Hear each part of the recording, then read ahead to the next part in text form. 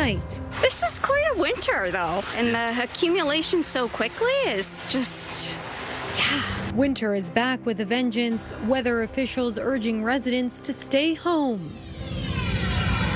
Plus, cleanup continues following one of the region's worst ice storms to date. The next thing I knew, all the glass from our sliding patio door exploded into the house. And a fire in London's South End has left more than half a dozen people homeless. I went to the front door and I opened it and my whole front porch was just swirling with fire.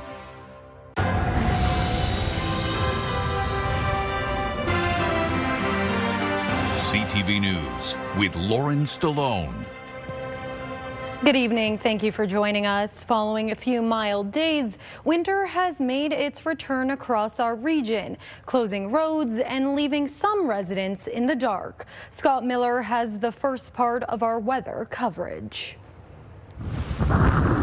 Winds nearing 70 to 80 kilometers an hour, coupled with an Arctic cold front and low pressure system, brought sustained blowing snow and snow squalls to much of Midwestern Ontario today. Just asking the motorist traveling today, take some extra time, leave earlier to get to your destination, and just drive slower in these snowy conditions. Some roads in Bruce and Perth County started to close due to the treacherous driving conditions over the noon hour, with more road closures expected throughout the day and night as snow and wind continue to pelt the region. It just doesn't end. It's horrible.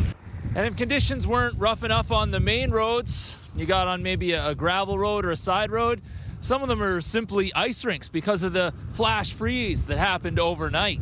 If you don't need to leave home, we know that you'll be safe in your living room, so please stay there. But if you do have to travel, just prepare and plan ahead. Have the kit that we always talk about, a charged cell phone, a full tank of gas, warm clothing, blankets, things like that, just in case you get caught out there in the cold weather and you've got to sit somewhere for hours waiting for a tow. While the winds are expected to subside somewhat by Tuesday morning, Midwestern Ontario will likely be hit with a second and third round of snow squalls coming off of Lake Huron on Tuesday and Wednesday, with another 25 to 50 centimeters of snow by midweek.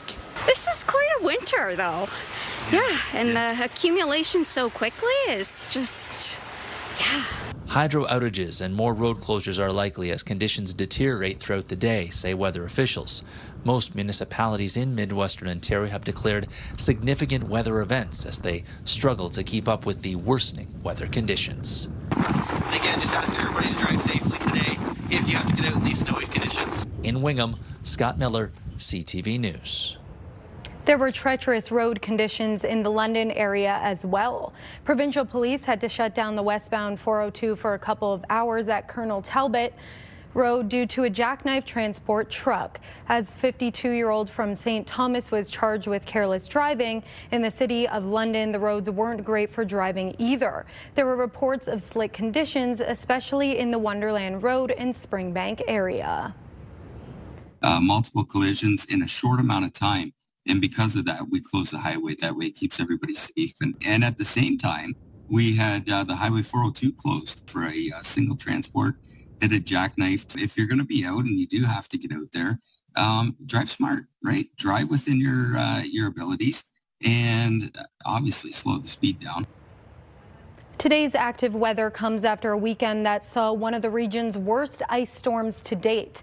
Cleanup is continuing as the storm knocked out power and brought down trees. As CTV's Rita Ismail reports, at the height of the storm, thousands were impacted. City crews were out in full force over the weekend, cleaning up the aftermath from an icy winter storm that blanketed southwestern Ontario on Boxing Day. Ice-coated trees snapped under the weight, crashing down onto homes, cars, and roadways across the city. As of Saturday morning, the City of London says it had roughly 400 calls waiting in the queue for service as crews worked to deal with widespread damage. We triage the calls that come in based on getting roads open first and trees that have landed on houses. For some residents, the storm hit without warning. A city-owned tree from the park behind Frank Wheatley's home came crashing down, leaving behind shattered glass and extensive damage.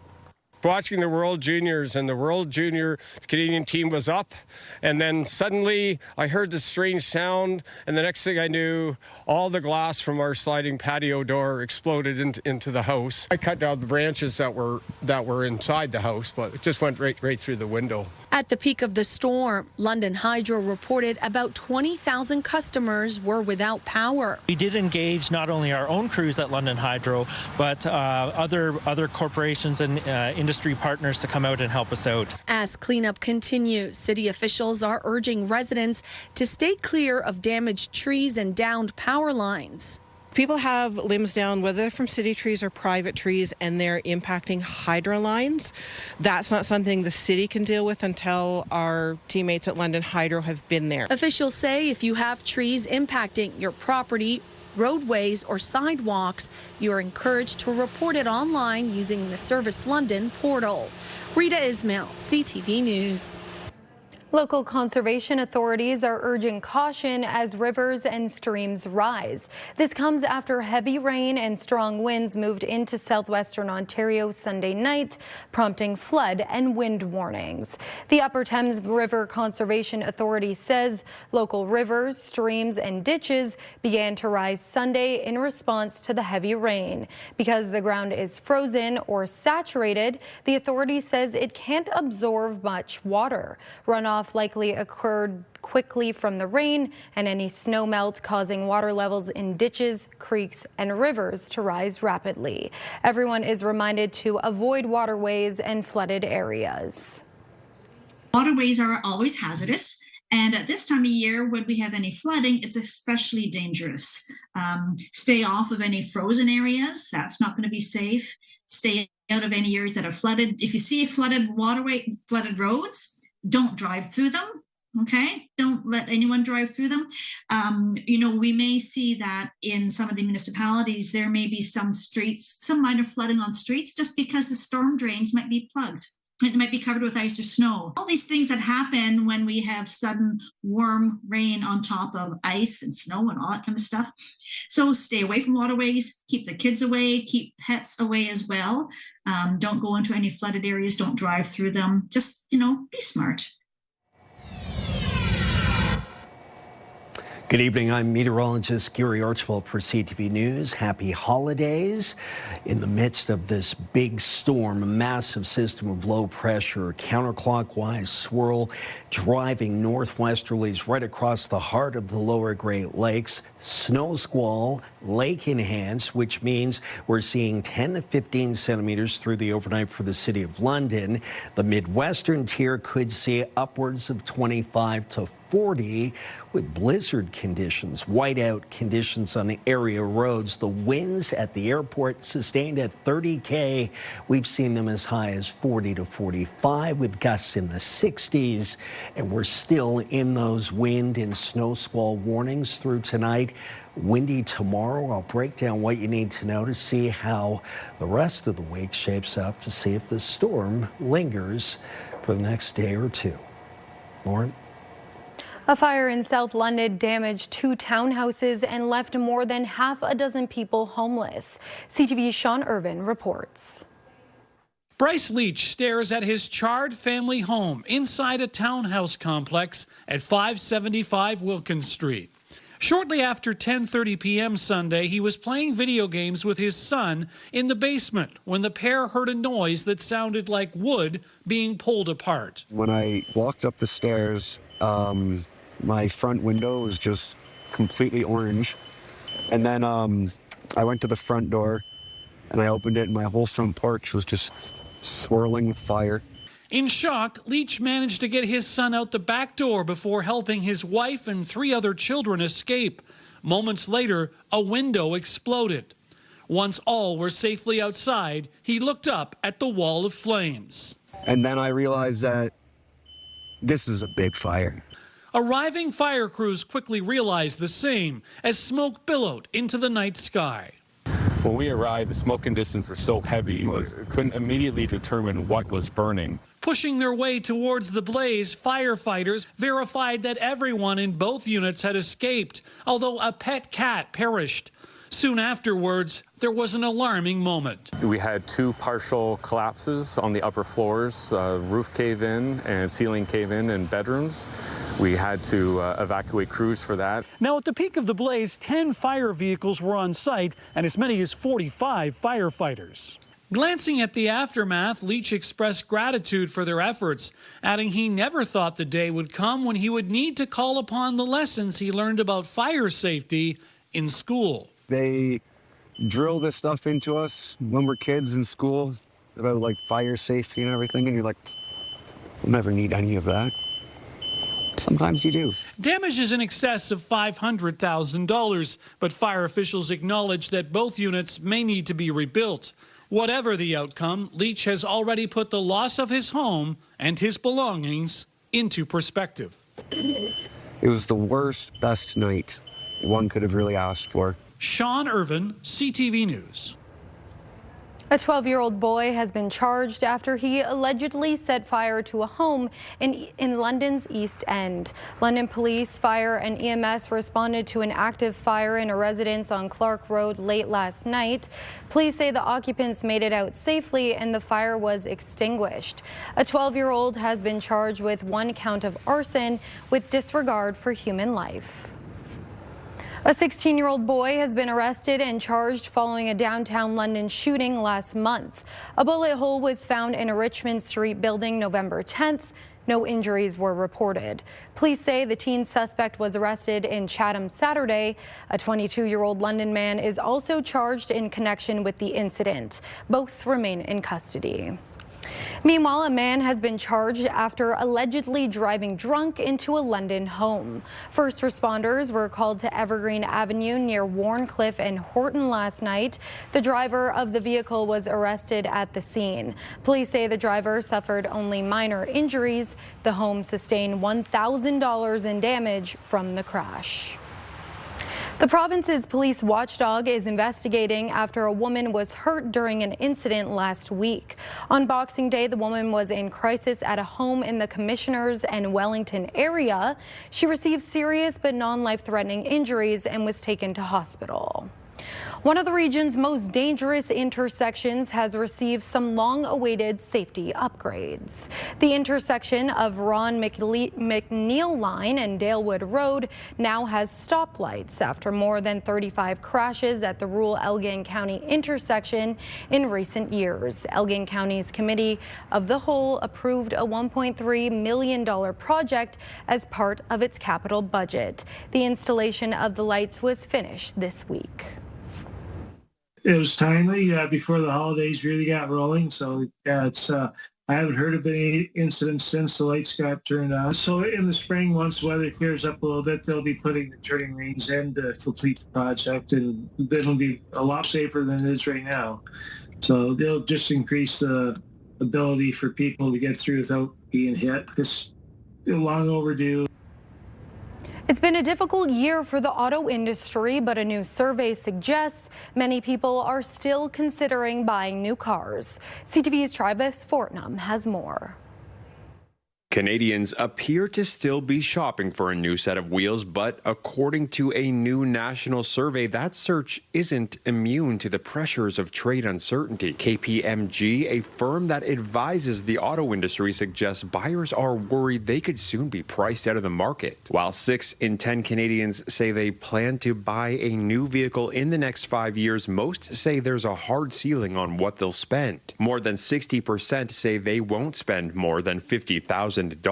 Nearly a quarter say their budget tops out under $30,000. And price is the top deciding factor, ranked number 1 by 80% of respondents. 3/4 say they're worried tariffs could make new vehicles unaffordable. Nearly 1 in 4 say they've already been priced out of the new vehicle market. And another 10 to 15% price increase could push more than a third of buyers out entirely. And trade tensions have more Canadians saying it matters where a vehicle is built. 72% say it's important their vehicle is assembled or built in Canada, with 23% saying it's very important and 49% saying it's somewhat important. And that shift appears to be changing how some automakers are perceived. Quote, trust in the Detroit Three is starting to erode as Canadians see a lack of commitment to keep jobs in Canada, said Dave Power of KPMG in a release. And it's not just consumers who are feeling that uncertainty. 2025 was the year of questions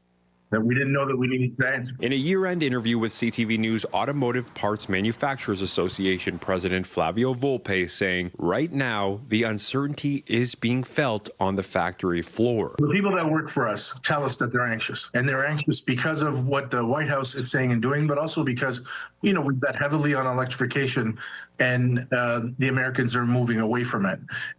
And we have the Chinese waiting on our doorstep. Prime Minister Mark Carney says Canada-U.S. Trade Minister Dominic LeBlanc will head to Washington in January to kick off talks with his American counterparts, though the formal CUSMA review begins in July. Travis Fortnam, CTV News.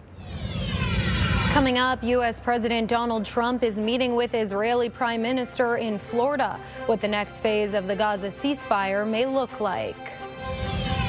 And we'll explain why some WestJet customers with disabilities are upset over the company's new policy for wheelchairs.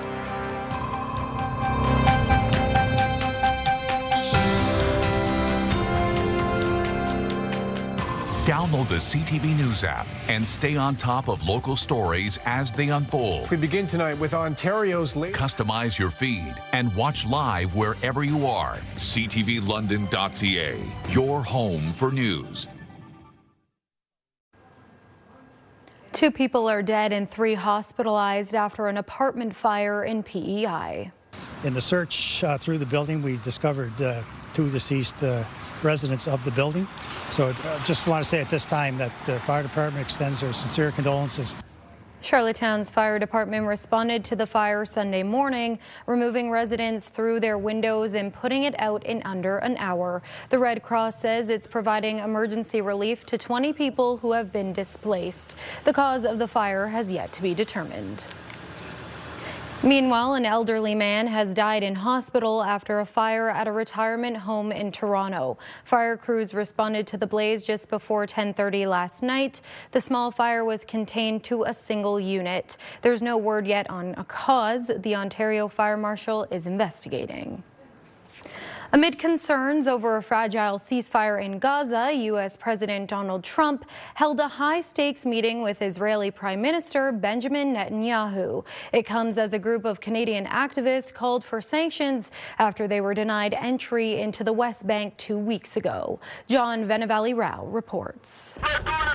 Far from Donald Trump's meeting in Florida, in Gaza today, displaced Palestinians trying to survive a harsh winter offered mixed opinions about whether the meeting might amount to much. This man saying everyone's exhausted, cold, and urging the U.S. president to get his peace deal moving on to the next stage and eventually reconstruction. Gaza's a tough place. Trump and Israeli Prime Minister Benjamin Netanyahu speaking with reporters, saying Gaza was among 5 major subjects to be discussed. Trump said he hoped to move to phase 2 of the ceasefire plan quickly, but adding Hamas must disarm. He also suggested the U.S. would consider further military action against Iran if the country tries to rebuild its nuclear program. Now I hear that Iran is trying to build up again, and if they are, we're going to have to knock them down. We'll knock them down. We'll knock the hell out of them, but hopefully that's not happening. I heard Iran wants to make a deal. Meanwhile, in Ottawa, a group of activists held a press conference after they were stopped by Israel at this border crossing 2 weeks ago, trying to enter the occupied West Bank from Jordan. Along with 6 MPs, the group, sponsored by the nonprofit The Canadian Muslim Vote, planned to observe conditions there, but was denied entry for what the Israeli Defense Ministry said were security reasons. This denial of access is not an isolated incident. It is a small sample of the systematic control and intimidation that Palestinians face every single day under occupation. The group noting that Israel's security cabinet recently approved the recognition of 19 new settlements in the West Bank, which Canada considers illegal under international law, and calling for sanctions on items that come from them. Any settlement product that's developed and sold should be barred from Canada. As for whether that Canadian delegation will try to go back to the West Bank, today they said they'd like to, but aren't sure what will happen next. John Benavelli-Rouse, CTV News, Toronto. Some passengers living with a disability have been speaking out against WestJet and the weight restrictions it has placed on mobility aids. CTV's Alex Carpa has more on the impact.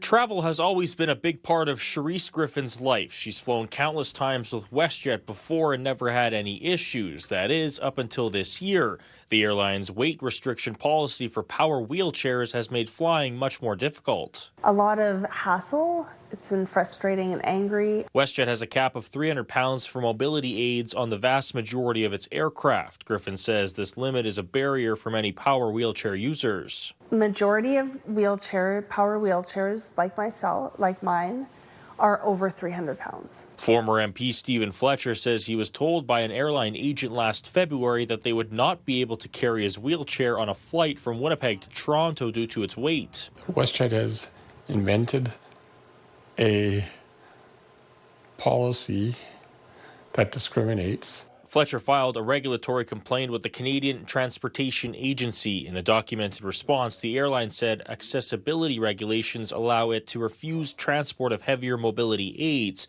The document also states that power wheelchairs would, quote, jeopardize aircraft airworthiness. That is a very serious thing to say, because if it's true, then we have an international crisis. We reached out to WestJet to get a better explanation of their decision, but have not received a response. For Griffin, the message to the airline is simple: change the rule.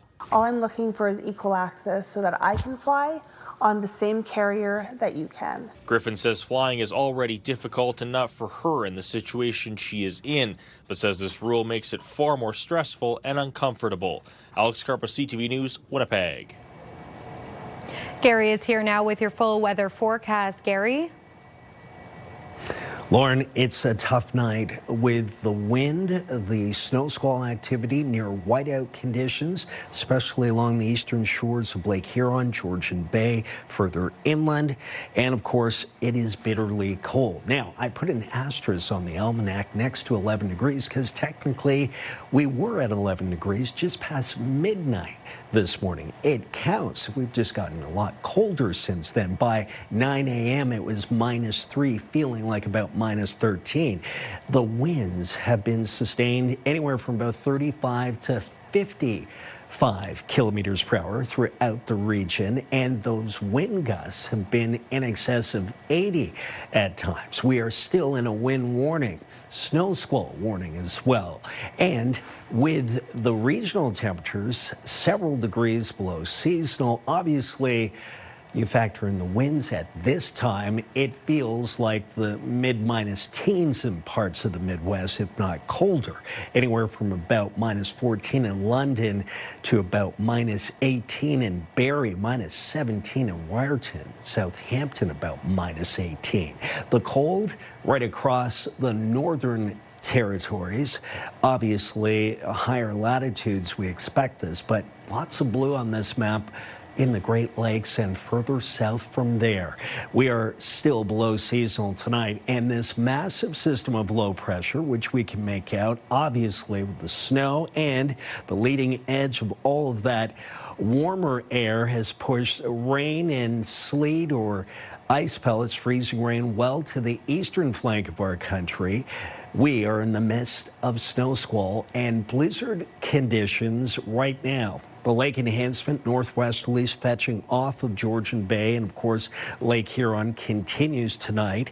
A second wave will ride the jet stream into the region, southern Ontario, the Midwestern tier, getting into an additional anywhere from 15 to 40 centimeters over the next 24 to 48 hours. It's falling and more is to come.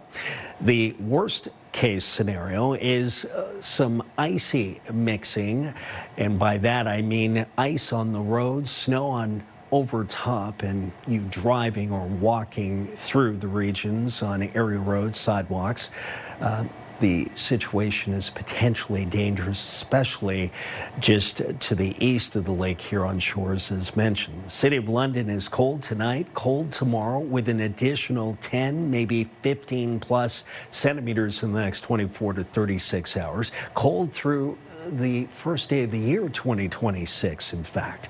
But we might see a bit of a break. Flurries through the weekend and temperatures moderating. We would normally be closer to -2 for a daytime high.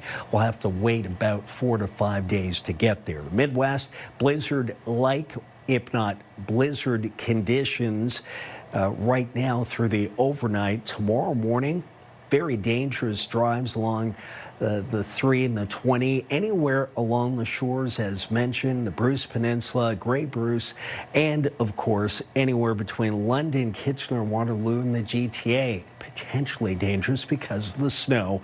Whiteout conditions, reduced visibility, and a lack of traction. Flurries continue Wednesday through Thursday, Friday, the weekend and beyond.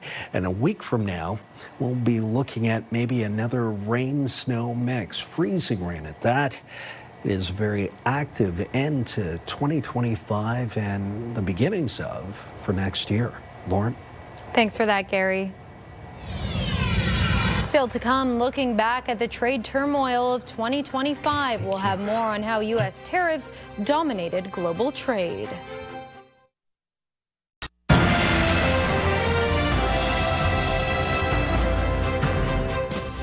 New data suggests coffee drinkers across the country may be spending more money to make a fresh cup of joe. Stats Canada data finds Canadian shoppers paid nearly 28% more for coffee at grocery stores in November compared to last year. Experts are linking the rising cost of coffee beans to things like climate change, crop diseases, and drought. As shoppers hunt for Boxing Week deals, officials say thieves are doing the same. And now they're using artificial intelligence to make their schemes even harder to spot. Hannah Schmidt has more.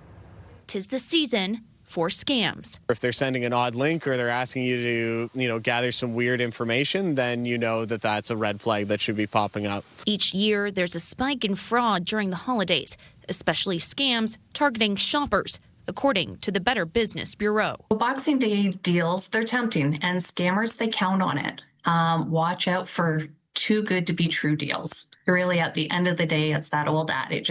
Dennis says fraudsters use social media to lure bargain hunters, tamper with gift cards, and trick people into sending personal information. Scammers are always creating new and improved lookalike websites.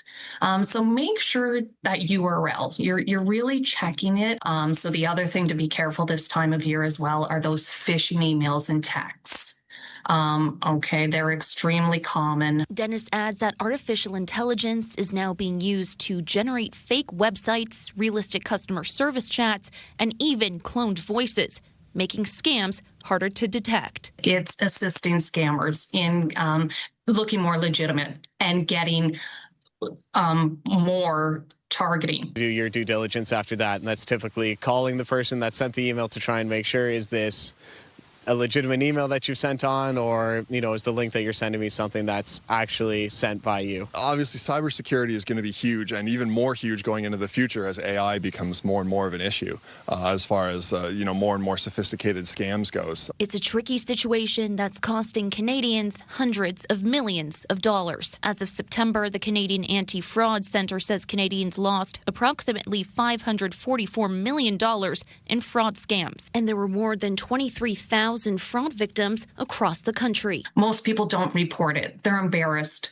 So that isn't even a true number. That's probably only 5 to 10% of the actual loss that's happened here in Canada. Police say there are clear warning signs shoppers should look for and ways to protect against scams, including watching for spelling or grammar mistakes on websites, buying only from reputable sellers, analyzing seller profiles carefully, and hanging up or deleting suspicious calls or messages. With AI making scams more convincing, officials say trusting your instincts and taking a moment to double check could protect more than just your wallet. There's always that sense of urgency, and we need to do it now.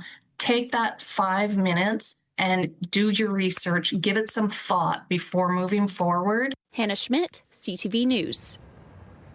When it comes to babies and sleep, new parents are often bombarded with information, especially on social media. Pat Foran has more on how advice shared online can cause unnecessary confusion. Shayna Raphael's journey to become a sleep safety advocate began with a tragedy. Claire's death absolutely was preventable. Her daughter Claire died at daycare, sleeping on a soft mattress meant for adults. Had she been in a safe sleep environment, had she been in the crib that we thought she was sleeping in, she would be here today. Shayna set up a nonprofit in her daughter's name, the Claire Bear Foundation. She posts safety tips and answers questions on Instagram and TikTok. But not everyone on social media has safety as their top priority. Recent studies found more than 9 out of 10 infant sleep images shared on Instagram were unsafe based on long-established scientific safe sleep guidelines. This includes babies sleeping on their stomachs or with pillows, blankets, or stuffed animals. Sometimes we have people giving information that is in direct contrast to what those specialists and experts are saying. And Consumer Reports says it's not just influencers sharing unsafe sleep information. Some online retailers are sending mixed messages as well. You might see a listing online for a baby lounger that says in the description, this is not safe for infant sleep. But next to that, you'll see a product photo with a sleeping baby in it. So which one of those is a sleep-deprived parent going to remember? Another source of misinformation, AI chat programs sometimes recommend sleep solutions that have been linked to an increased risk of infant mortality. Online tools like AI, search, and social media, they tend to give us the answers that we want to hear. And those might be different than what the evidence shows is actually safe. Following safe sleep practices every night and for every nap can help keep your infant safe and prevent the risk of sleep-related deaths. Pat Foran, CTV News. Red arrows across the board in Toronto and New York to kick off the last trading week of the year. The TSX lost 103 points, while the Dow was off almost 250, and the Nasdaq dropped 118. The dollar was down slightly from Friday. Gold plunged almost $210 an ounce. Oil shot up $1.34 a barrel. On the way, we'll introduce you to a London theatre troupe consisting of people of all ages making beautiful music together. The new year will bring new rules to protect people from deadly carbon monoxide leaks. Starting on January 1st, carbon monoxide alarms will be mandatory on every floor of a home under the Ontario Fire Code. The alarms must be outside every bedroom, but will also be required on floors without bedrooms. In multi-unit residential buildings, there must be alarms in every suite and in the hallways. 2025 began with threats from the U.S. to upend global trade, with Donald Trump unveiling a long list of countries to be hit by tariffs. That marked the beginning of an ongoing trade war between Canada and the United States, which is set to continue into the new year. Mike LeCouture reports. We don't need their cars, and we don't need the other products. We don't need their milk. It was the opening salvo in the year-long trade war. Threatening to take Canada by economic force, President Donald Trump floated punishing tariffs on his first day in office. We're thinking in terms of 25% on Mexico and Canada because they're allowing vast numbers of people. Canada's a very bad abuser also. Vast numbers of people to come in and fentanyl to come in. They applied to all goods not covered by CUSMA. The day they took effect, Canada hit back. Tonight, I am announcing Canada will be responding to the U.S. trade action with 25% tariffs against $155 billion worth of American goods. Provinces also joined in the fight, removing American alcohol from liquor stores and threatening to cut off energy exports to the U.S. The next Prime Minister of Canada, Mark Carney. After campaigning on going elbows up in the face of Trump's tariffs, Prime Minister Mark Carney went to D.C. a week after the election, looking to reset the relationship. In that Oval Office meeting, the Prime Minister did push back on talk of Canada becoming the 51st state. As you know from real estate, there are some places that are never for sale. And having met with the owners of Canada over the course of the campaign last several months, it's not for sale, won't be for sale. The two met again at the G7 in Kananaskis, where they reportedly set a 30-day timeline to get a deal done. But the pathway remained the problem. I've always been a tariff. It's simple, it's easy, it's precise, and it just goes very quickly. And I think Mark has a more complex idea, but also very good. Over the summer, Canada responded to Trump's complaint about the digital services tax by removing it. While talks continued, so did the threats and uncertainty for businesses. You guys are about as dumb as a bag of hammers for doing this. And when the company that makes Crown Royal whiskey moved work at a bottling plant from Ontario to the U.S., Premier Ford didn't hold back. So this is what I think about Crown Royal. That's what they could do. And I think everyone else should do the same thing. With trade talks slowing, another Oval Office meeting took place in October, where Trump spoke glowingly of Carney and Canada. I would think he's more popular now. He's a good man. He does a great job, and he's a tough negotiator. So then what's holding things up? If he's a great man and you want to do a deal with Canada, why aren't you? Because I want to be a great man, too. But that laughter would fade after Ontario released an anti-tariff ad in the U.S., using a speech by former President Ronald Reagan. Trump called it a hostile act, while his ambassador to Canada described it as election interference. A foreign government running political ads in the United States during election season is unprecedented. Carney would apologize to Trump at the APEC summit, and weeks later, the Prime Minister downplayed how much or little he communicates with Trump. Who cares? I mean, it's a detail. It's a detail. I spoke to him. I'll speak to him again when it matters. Those words got this response from Conservative leader Pierre Poilievre. All of us on this side of the House care about the communities that are being emptied out in our forestry, the steel workers in Hamilton who don't have jobs to pay their mortgages. We care.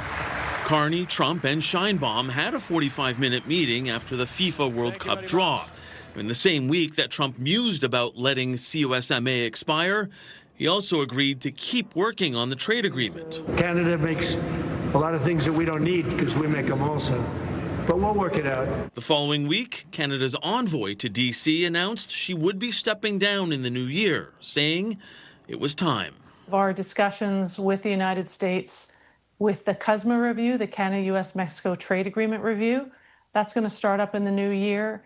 And I think it's important that we have someone in place that is going to be here through the conclusion of those discussions. The formal joint review of CUSMA is scheduled for July 1st, 2026, setting up what could be another year of turmoil with our largest trading partner. Mike Lecouteur, CTV News, Ottawa. 13 people are dead and 98 others have been injured following a train derailment in Mexico. The interoceanic train, which connects the Pacific Ocean and the Gulf of Mexico, went off the rails yesterday while going around a curve. Officials say 241 passengers and 9 crew members were on board at the time. The families of the victims of the Bondi Beach attack in Australia are calling for more action from the government. In an open letter to federal officials, families are calling for an investigation into what they say is a rise in anti-Semitism and an investigation into potential security failures. The attack earlier this month targeted a Hanukkah celebration on the popular beach. 15 people were killed and 40 others were injured.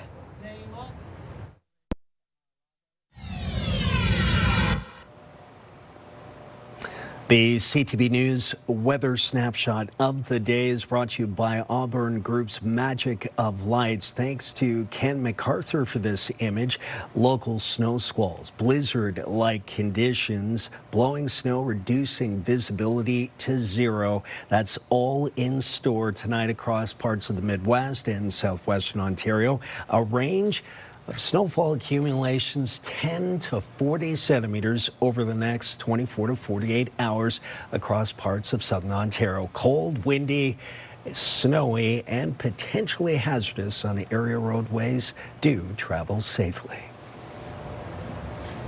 A new poll finds the federal Liberals and Conservatives in a virtual tie for voter support heading into the new year. According to the Liaison Tracking Survey, which polled 1,000 Canadians, the Liberals gained 1% support, rising to 39% nationally. Support for the Conservatives is down 1% to 37% overall. The 2-point gap falls within the margin of error, which is just over 3%, meaning the parties are in a statistical tie.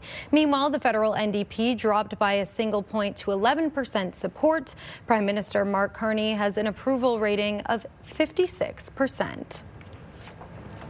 It's been a whirlwind of a year in provincial politics, with the winter election, the ongoing trade war with the U.S., and opposition parties trying to find their footing under a third-majority PC government. Siobhan Morris has more. Look, I'm fed up. The NDP leader's exasperation loud as the year wound down. It is the endless grift of a anti-democratic and, yes, corrupt government. An accusation out of bounds in parliamentary debate, enough to get Marit Stiles kicked out of the legislature. All right, let's go. She's been trying to make noise after a rough ride in a winter election called early. Well, yeah, it was a tough one, no question. New Democrats had less than 19% of all the votes cast, but with enough seats to form the official opposition. At the party's convention in September, a sobering moment for Stiles, receiving only 68% support in a review of her leadership. We need to make change in this party. Shaking up her team with the new chief of staff who's worked with NDP premiers in Alberta and Manitoba. She's helped defeat Conservative governments, and that's our intention here. That hill is steep, with progressive Conservatives enjoying a healthy lead in the polls. The NDP a distant third behind the leaderless Liberals. Stiles has been trying to chip away, focusing on potential preferential treatment by the Minister of Labour in handing out Skills Development Fund grants. It's outrageous. I've never seen anything like it. Needling at the Premier, who used to rail against the government gravy train. And now he's conducting it. You know? Toot, toot, all aboard. Stiles says that frustration is genuine. I see government programs that are set up to do great things, like train people for jobs that we need and that they need, going to increasingly insiders, donors to the Conservative Party. She's frustrated, too, by what she sees as a government without spark. During the election, it was like, Team Canada, all in, elbows up, let's go. Where is that? Where did it go? With 1,000 workers at Algoma Steel soon to be laid off, an uncertain future for auto workers, Stiles says Ontario should be looking at taking a stake in key companies and industries. Other provinces do it. We have done it in Ontario before. We have saved jobs. We have saved mills. We could be doing that right now. To light a brighter path for 2026 and beyond. Siobhan Morris, CTV News. Canada plays its third game at the World Junior Tournament tonight, facing off against Denmark after opening with a pair of victories. I watched the last couple games they played. They played good. It was a couple 5-1 major. They scored some power play, but they're playing really well right now, a lot tighter. So it's gonna be a good game. Canada is coming off a game where they needed overtime to beat Latvia, while the Danes are 0-2 so far. They played 6 days ago in a pre-tournament game, which Canada won 13-2. These two teams haven't met in a game that counts since 2018, when Canada won 14-0.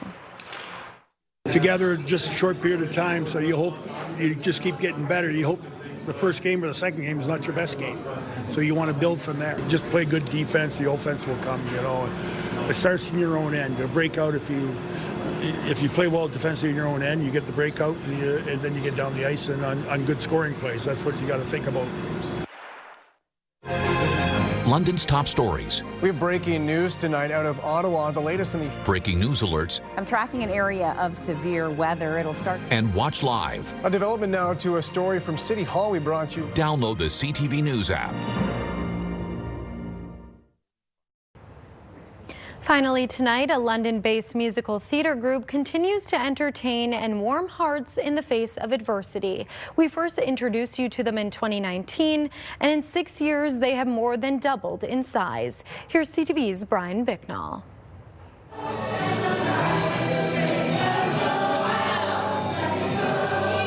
inside this North London church, the sounds of pure joy. This is Dreams Come True, an inclusive, all ages, all abilities, non-faith-based, unified musical theater group. And I saw a lot of people were in it that had disabilities, and I have a disability, and I wanted to join it. We're all friendly, we're all friends, we all encourage each other. Lindsay McEnroy is one of about 60 performers from the London area who make up the group. It was founded in 2018 by Alison O'Connor and her son Cameron. We were surrounded by music all our lives. I've been heavily involved in many groups, and I wanted that for him, but I couldn't find a place where he was included or accepted. We were actually turned away from some programs, and I thought that's not right, and so it fills my heart with pride knowing that we have a space where everyone can do their magic on stage. And what's unique about this group is there are no auditions. If you want to take part, you show up, you sing your heart out, everyone's welcome. He didn't have friends, and now he has friends. He's out of school, and we didn't have a program, and he loved dressing up and doing drama. So this was a perfect thing to do.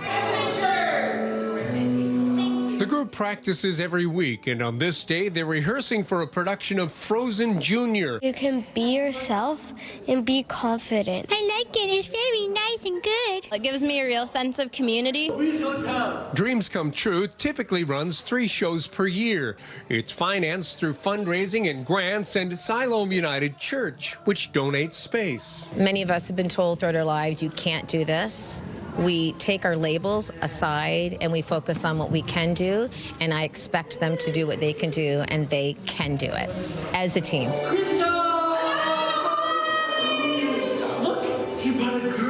You can find out more about the group on its website, dreamscometruemusicstudio.ca. Brian Bicknell, CTV News. That's it for us. For your latest local updates, you can always head to our website. Our next newscast is tonight at 11. We'll see you then. Thanks for watching. Have a good night.